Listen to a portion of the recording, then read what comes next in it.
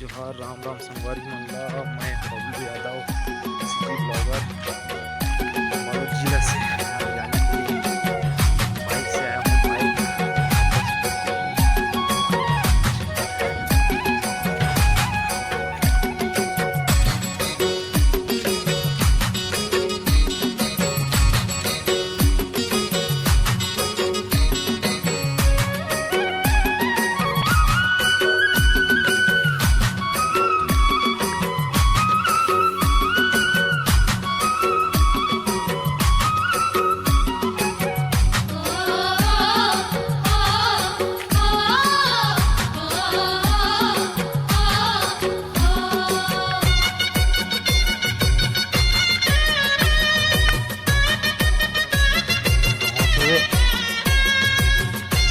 पंद्रह 20 ठन तो काली हे करी इसका कथे भैंसा सुर कर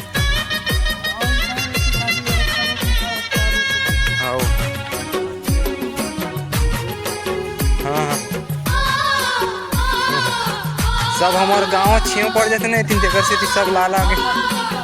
अब एक उतारे बन जाते गाड़ी टेका के हाँ हाँ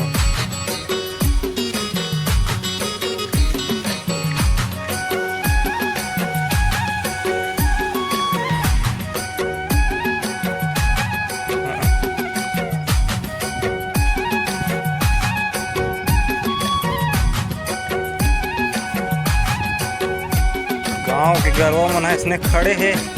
दूसरा गाँव के मना आके चरा थे खा ला आओ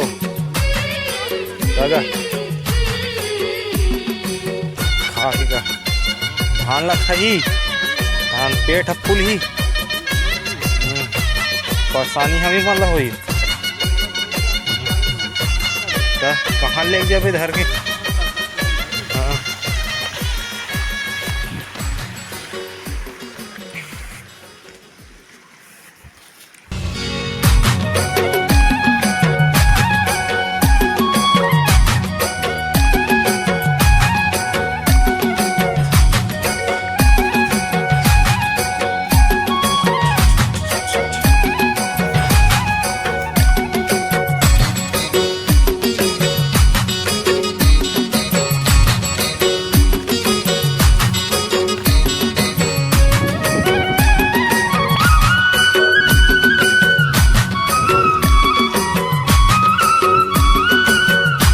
कहाँ काली लाना है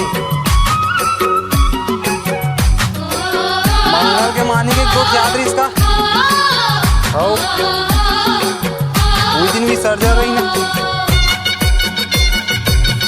उनमें गोट क्या है वही